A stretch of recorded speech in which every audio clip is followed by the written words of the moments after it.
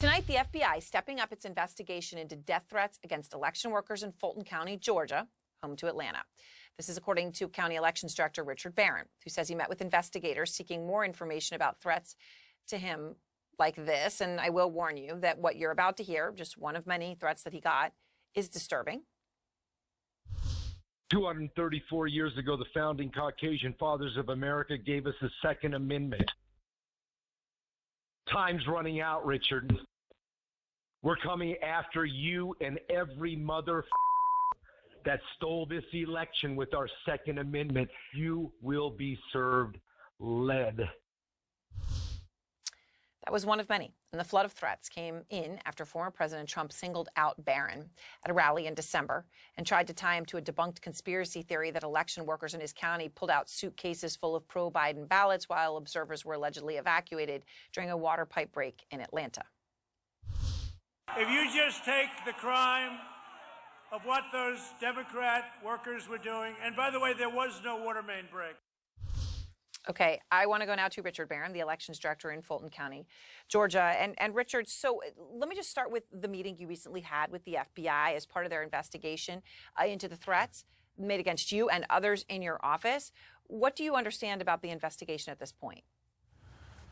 Well, I think what they're aiming to do is to look at all of the threats that were received for post-November all the way through this summer. I know that not only me, but other people on my staff have received threats all the way into the summer, and I know that's happened around the country as well.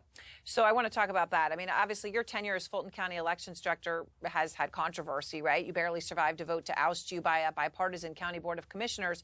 But no matter what you're dealing with there professionally, none of it excuses the threats you have received, like this one. Right.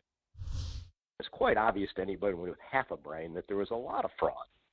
I expect it, actually I demand, since y'all work for us, that y'all do something. And if you don't, I guess, what is it, tar and feather? I don't know what we do these days. Is it firing squad? Is it hanging for treason?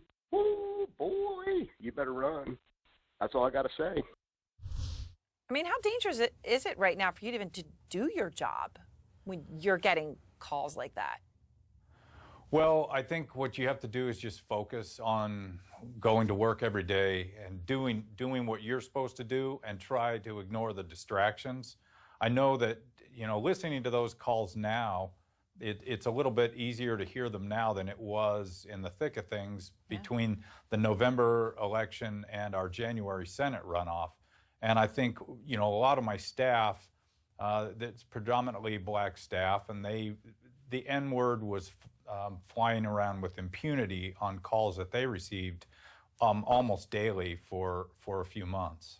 Talk to me about that, because you say your office is predominantly staffed by African Americans, and so literally what would happen? They would pick up the phone and people would be saying these horrible racist things. And from my understanding, tell me, Richard, is that it went farther than that. I mean, people had people come into their houses? Yeah, a lot of the calls dealt with motorcycle gangs on their way to our offices to shoot us all in our offices and seats. We also had a couple members of my staff were visited at home by people at night at their doorway. Another lady had her grandma visited because they thought she was there, said they wanted to make a citizen's arrest and tried to push their way into her grandmother's house. So, I mean, there must have been times when you were truly scared for your life, for your family. Well, I think mostly I was more concerned with my staff because I think they're the ones that are in the trenches doing the work. With regard, it was easier for me to get police protection than some of the other staff because they may live outside of the county, and then it becomes more complicated to arrange for police protection. And my job requires me to live within Fulton County.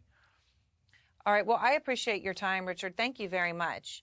You're welcome. So I want to go now to Ben Ginsberg. He's a Republican elections lawyer with nearly 4 decades of experience, and he just launched a legal defense network for elections officials like Richard Barron who have received these threats. So Ben, you hear Richard Barron talk about the death threats he's received. I played a couple of them. There were, countless more where that came from.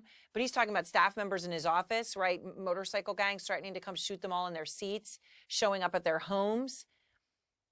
How did hearing stories like this affect your decision to get involved?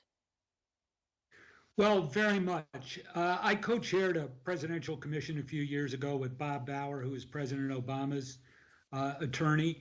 We got to know election officials on the state and local level. They do a tremendous job in calling balls and strikes in our elections.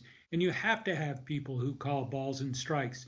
So these attempts to intimidate those election officials, combined with a nationwide push that's been successful in a handful of states to criminalize the actions of election officials, takes a huge cost out of the democracy, out of our systems of elections, credibility in elections. So obviously it's not just Richard Barron, as he made clear, but election officials from across this country have had the courage to speak out. I've spoken to several of them, that they've talked about the threats that they get, right?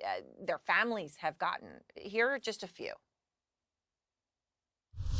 We receive phone calls into our offices at the Board of Supervisors, our staff, saying that our families are going to be slaughtered. It seemed apparent to us that they were basically casing our house, seeing what kind of security measures we had. Calls to our offices reminding us that this is what the Second Amendment is for. People like us. All of this motivated by Trump's big lie about the election. Now, Ben, I've talked to you through this entire election situation, right, over the past year. You've worked in elections for nearly 40 years. Have you ever seen anything like this?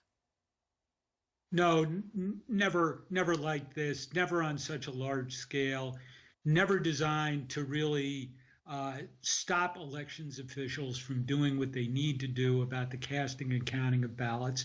And that really goes to the peaceful transfer of power. So that these attacks on election officials, plus the laws being passed in the states, plus what happened on January 6th, means that it really is time to tell elections officials that they do have allies, that people do have their backs. So obviously Governor Abbott, has signed the voting law in Texas.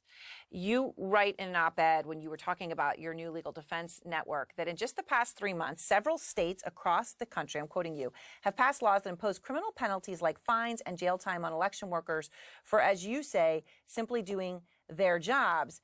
3 of these states, Texas, Florida, and Georgia, and Texas, as I said just yesterday, have empowered partisan poll watchers, right? That's an explicit part of that legislation. What effect is that going to have? In the polling place, which is designed to let people cast their ballots peacefully, weaponized poll watchers can cause, number one, disruption and intimidation to voters potentially, and number two, distract election officials from doing their job.